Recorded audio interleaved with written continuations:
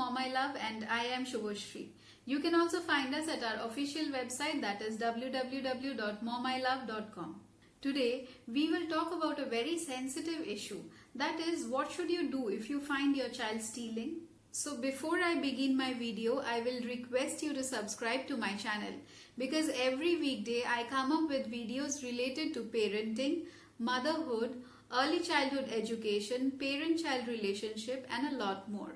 So with a little research, I have found out that kids between the age of 5 to 7, they are more prone to stealing. So this is the first time they will ever experience, they will encounter this kind of a activity which they will do. But you know, as parents, we have to be very cautious about whatever steps we take, and we have to very systematic around our child so that this one-time thing doesn't turn into their habit in long run. So I have broken this video into 3 parts. First, I will explain you that why a child does that when they are so young. Second is how as parents you can prevent this. And third, what you should do as a parent if you have caught your child into the act.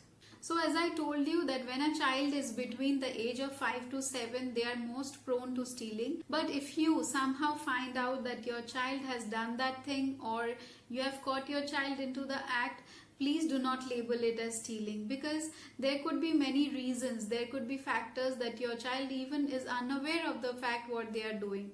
So let's see that why children in the young age get involved into stealing something. So firstly, your child can be unaware that stealing is something which is bad.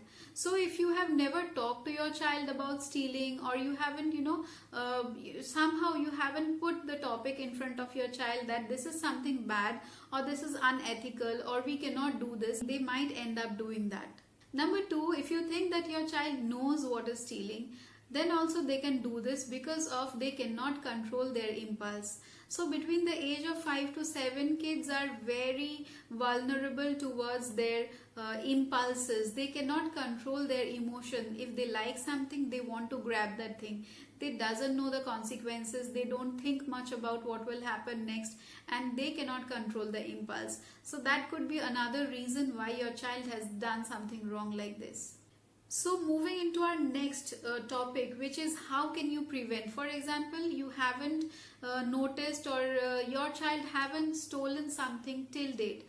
But as parents, we have to be preventive. We have to take preventive measures so that this thing never comes into their brain, so that they can eliminate this kind of impulses, so that they could be educated related to stealing.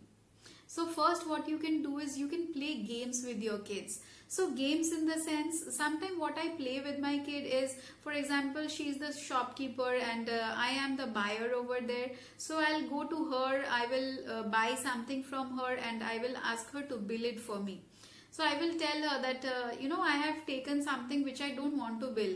Then she would say, no, you have to only pay in the shop and then you can go out. So that means what? We are subconsciously, we are telling our kids that we cannot take something from a store or somewhere without paying for that. So if we don't pay for that, it is unethical, it is wrong, and that is called stealing. So the same thing applies. You can also play family games where you have to teach your child that how they have to seek permission before taking somebody's thing or before borrowing something from someone.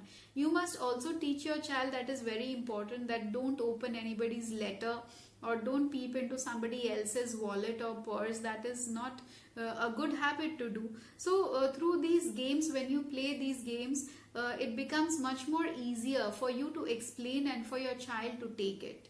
So as a preventive measure, another thing which you can do is you can teach your child to control their impulses. So how you will do this? So for example, if they want to buy some chocolates today, you will buy it today, but you will tell them, I will put it in the freezer. You do not take this today. Tomorrow I will give some to you.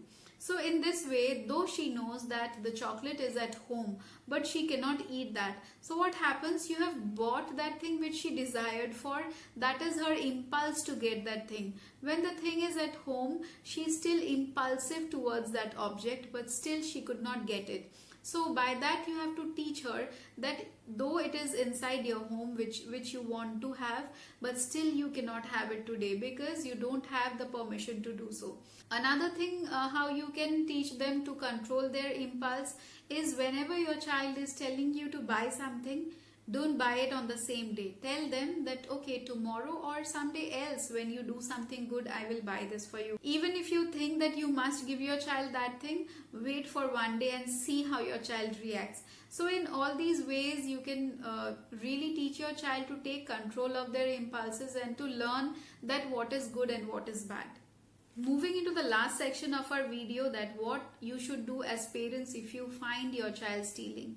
So once your child has already committed this act of stealing, now it is your turn to handle your child in a proper way. So first I will request you to calm yourself, because I know a parent can become fierce if they see something bad, if they find their child stealing. So first of all you have to calm yourself, because if you don't calm yourself, your child is not going to tell you a single word that why they did it. So coming to our next point, it is you have to calm yourself and ask your child that what was the reason for them doing this thing. So as you ask them repeatedly, they will tell you that what was that thing worked behind stealing that object. Sometimes they will see that I could not control my impulse of getting that.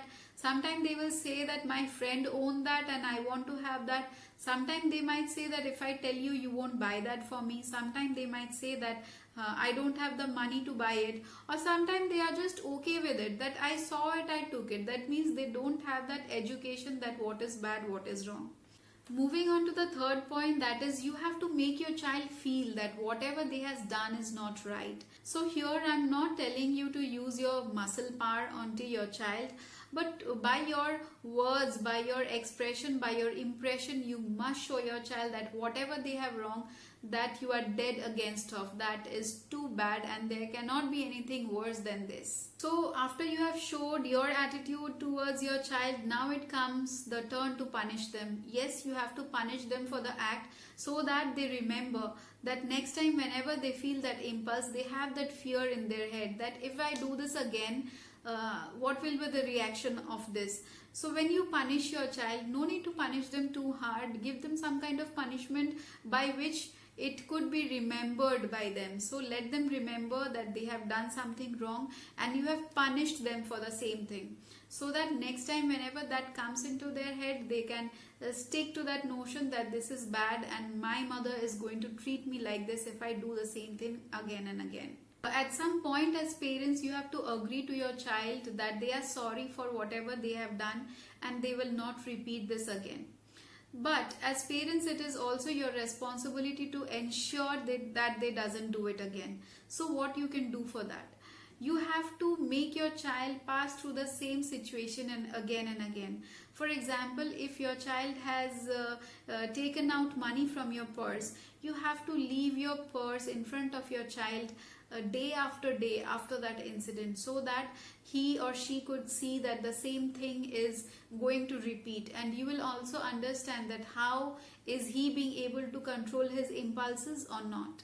If you find that your child is repeatedly doing this, then of course consult an expert, because they are the best to help you in this situation. So here we come to the end of this video. If you have any feedback about this video, please write to me in the comment section below.